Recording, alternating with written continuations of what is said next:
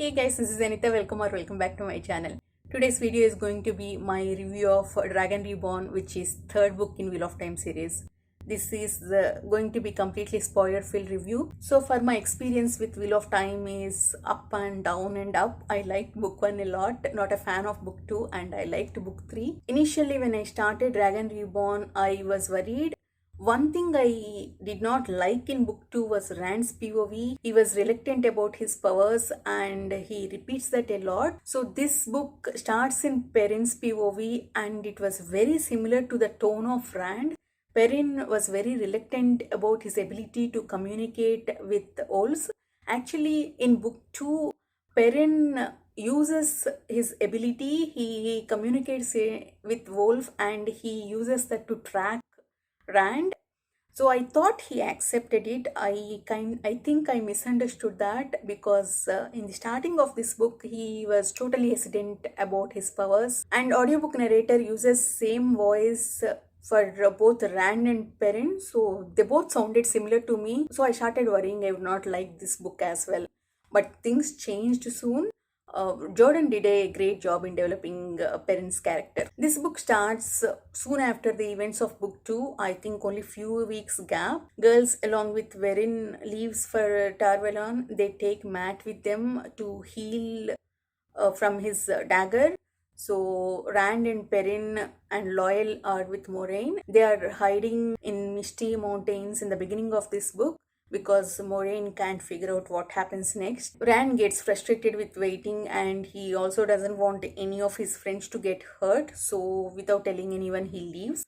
And the next day, Moraine and others start tracking him and starts going after him. And we meet some interesting characters along the way.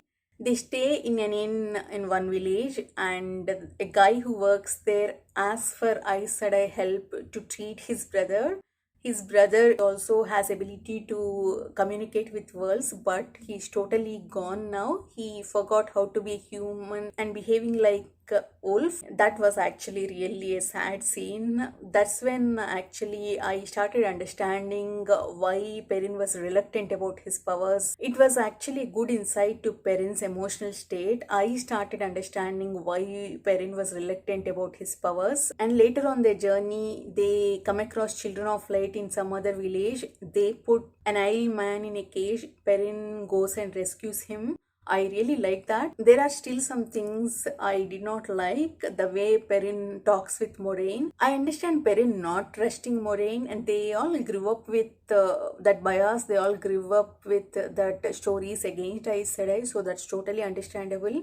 But he doesn't have to be rude to her even when he needs her, even when he's asking Moraine about some information. That frustrated me a lot. I found him rude actually, and it was very similar to Rand in the second book. I think it could be audiobook narrator. I need to try the next book reading physically to see how the tone come across to me. So I welcomed the POV change. We got the girls arc in Egwene's POV in this book. I loved the intrigue we got. I said a politics we got. Liandrin, after the last book events, Liandrin leaves along with 12 other Aes Sedai. So Amyrlin Saint cannot trust anyone. So she calls Nynaeve and Egwene and gives them tasks to investigate those Aes Sedai who left. Jordan did a great job here in making us doubt every Aes Sedai we meet. I doubted Elida, who is a Red Aja, and I also doubted that Aes Sedai, who was the mistress of novices. I forgot her name. Shiriam. She's always at the wrong place at the wrong time, or should I say right time. These Nynaeve and Egwene were attacked by Greyman. Greyman are these new dark friends we are introduced to in this book. Someone else killed him, so Shiriam enters and she doesn't even ask who killed this person. Initially, I doubted her, but now that I think about it, it could be Lanfear who killed Greyman because she has a completely different agenda and she was right there in Darwellan during that time. It could be her. I even doubted that Green Aja who helped Egwene with her dreams. I think her name is Alana. Jordan did a fantastic job with intrigue here. So the scholar Aes Sedai, wherein calls Egwene and gives her Tarangriel to help with her dreaming. Tarangriel are these artifacts who help Aes Sedai with their channeling. What I don't understand is, wherein is an Aes Sedai? Nobody stops her. So why did not she give that important Tarangriel and important papers to Egwene in their room? She calls Egwene to her room and give her there. Egwene was just a novice at the time. Anyone can stop her, even accepted can stop her and give her another task or ask her to look for those papers. That exactly happens. She was immediately taken to the accepted test. So she carries that Tarangriel to the test place. We saw Nynaeve going through that accepted test in book 2. That was actually clear to me. First test was about what was, and second test was about what is, and third test was about what could be. Egwene goes through those tests. In first test, we see Rand and Egwene married to each other. That actually did not happen. So I wonder if that Terengrial affected that test. I'm really curious about that. I hope we get that detail in future books somewhere. Personally, I found Egwene's tests more tough than Nynaeve. I mean, Nynaeve tests are also bad. She was hurt because of those tests. It was painful. But Egwene's test I found more dangerous. Not only personally, for overall world. In one of her tests, we got the detail that 13 Aes Sedai and 13 Miradral can change anyone who can channel to the dark side. That was actually a cool detail and scary possibility. I also wondered why Nynaeve did not warn them about what to expect in these tests. They could have prepared mentally.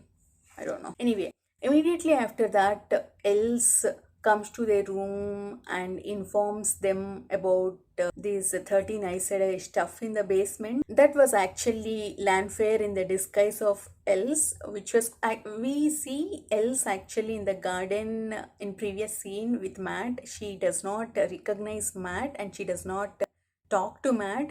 That was a cool foreshadowing that she's not actually Els. It was a cool detail I missed in the garden.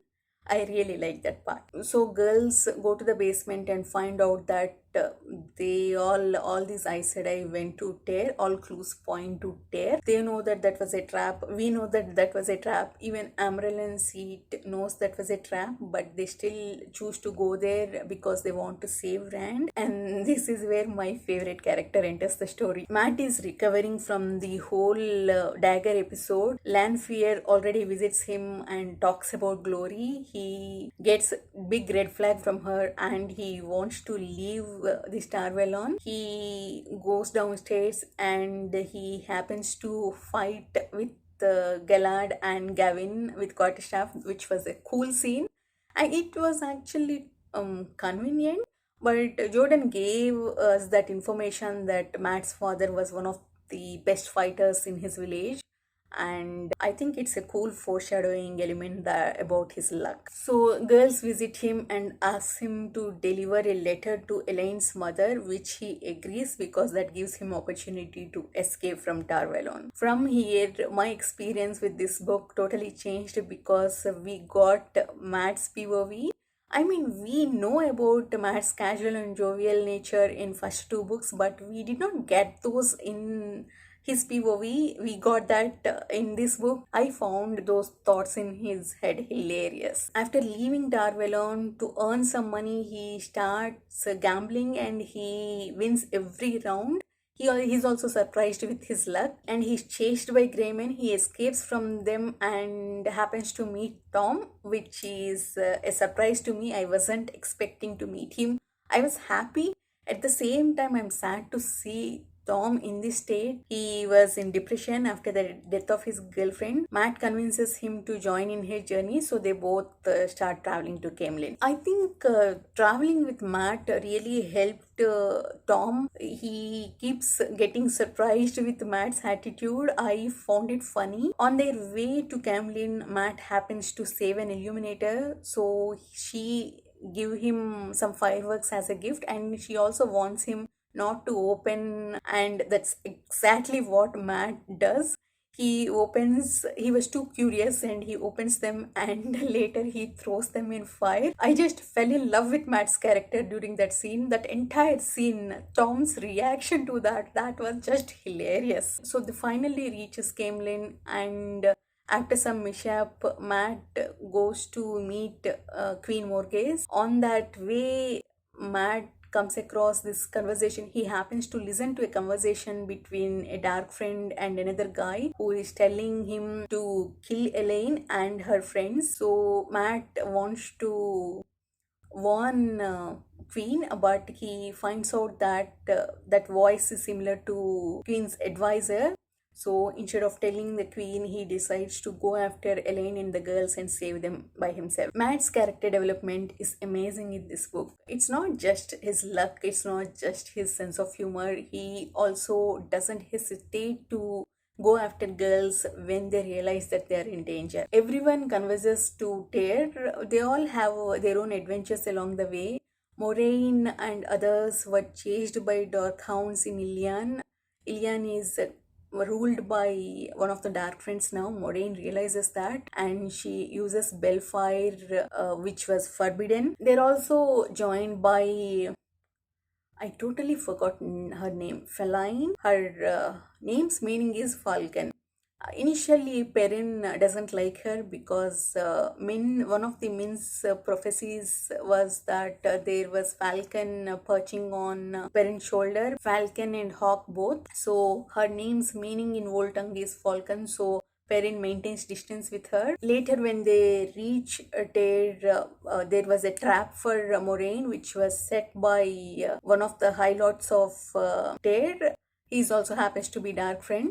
So instead of Moraine, Feline walks into that, and Perrin enters this dream world to save her. Because of his ability to communicate with worlds, Perrin also can enter dream world. Most of my friends, many of people I talk to about this book hate Feline, but I personally did not see anything to hate her yet in this book. One of my favorite is Perrin being a blacksmith. When they were waiting for Rand in Tear, he finds a smithy and he starts working as a blacksmith. That was actually very grounded scene. I really like that. And girls also have their own adventures along their way to Tear. They comes across actually Isle. I found that entire Isle's arc interesting. Initially, one of the Isle women was hurt, though they ask these girls help, and Nynaeve help her in healing. And later, these girls get captured, and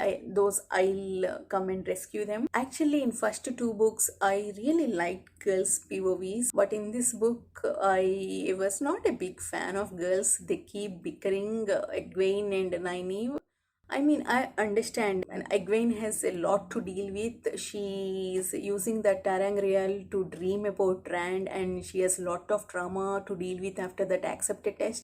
I understand her pain, but it was still frustrating to see Nynaeve and Egwene bickering. Even then, I liked their arc more because we got more world building elements in their arc. That Aes Sedai intrigue, we got to see these 13 Aes Sedai using Miradral help can change anyone to shadow, and we got to see these Isle. This is my second favorite arc after Matt's. So after reaching Tear, Nynaeve actually was smart. Instead of taking a shelter instead of walking into these Aes Sedai Liandrin's trap, she chose to find wisdom of Tear and take shelter there. That was actually cool, but unfortunately the person whose help they took betrays them, and they get captured by these Liandrin and others. Tom got sick after reaching Tear, so Matt takes to the same wisdom, and Matt got to know the information about their capture. So Matt leaves. That scene also is hilarious. Matt leaves Tom with that wisdom and goes to save those girls. Actually, first Matt sees someone climbing the fortress. I did not realize that was Rand actually. Later I realized that. I thought it was one of the aisles because there were so many aisle people on those roofs. That entire meeting aisle with Matt was funny. I think I liked every scene which has aisle. So Matt finally uses those fireworks to blow up the building and enter the fortress. Which reminds me, I totally forgot to talk about the sword calendar. Forgive me if I am mispronouncing. Anyway, the reason behind everyone coming to Tear is Rand kept dreaming about this word, which which is actually a Tarangriel, which is very powerful. Only Dragon Reborn can wield that. Because of that, he chose to come to Tear, and because of Perrin's ability, he also dreams about that, and Egwene also sees that, so everyone comes to Tear. So Rand comes to take that sword, and he comes across this dark friend. Belal is his name, I think. Right that time, Moraine reaches Rand, and Moraine again uses that Bellfire and kills that dark friend, and she tells Rand to take the sword. He takes the sword, and immediately Malzaban appears. They fight, and Rand kills Balsamon. Egwene uses her powers and almost took down most of the Aes Sedai, but they are still locked in the prison. Matt comes and rescues them, and they did, instead of thanking Matt, they were rude to him, which was also funny actually. I mean, I was sad that they were rude to him. At the same time, I understand he was always mischievous, and Nynaeve treats him as a kid, so that continues. Maybe if we got that in a different perspective, I would have been more angry, but we got that in Matt's perspective, so his thoughts were hilarious. That entire final scene I found very hilarious. When Moraine asks girls choose to go after Leandrin and others, Matt says okay, but inside his thoughts were like, are these girls crazy? Those thoughts were actually hilarious. It was finally revealed that people of Dragon are Isle, which was really cool. Actually, I want to read more about Isle. I hope we get more details about them in the next book. I want to travel to Isle soon. One thing I totally forgot to talk about is Rand. Even the title is Dragon Reborn, but we don't get Rand's POV at all. So I also forget to talk about him. In Great Hunt, I said that I did not like Rand's POV. Main reason for that is we got to see only Rand's reaction. We did not get to see Rand's emotions. That exploration we did not get at all. We got to see that in this book. Though we did not get Rand's POV because of Egwene's ability to walk in on dreams, even in Perrin's ability to walk in on dreams, we got to see Rand, how he's struggling. Rand is suffering through these visions. He is seeing his parents, he's seeing his friends, everyone coming to kill him. Seeing your own family and friends trying to kill you can drive anyone crazy.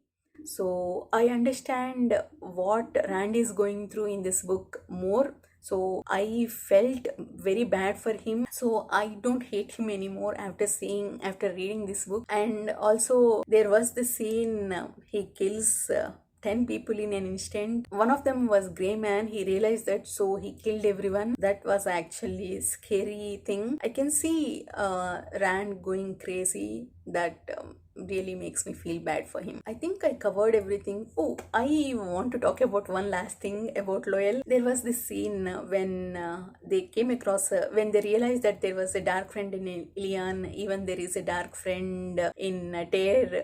Loyal was like, oh my god, why did I come instead of getting married? What is wrong with getting married? Moraine asks him, Loyal, you want to leave? I don't mind, I don't take it bad, you can leave if you want. And Loyal was like, no, it's okay, I want to finish my book. That I found funny actually. He wants to be there, at the same time he wants to complain. That's actually a common nature. Even I do that sometimes. I do that, but I still want to complain. That's all I have to say. I think I covered everything. If I forget anything, I'll cover in my next book review. If you have already read this book, let me know your thoughts in comments. Please like, comment and subscribe. See you in the next video. Bye bye.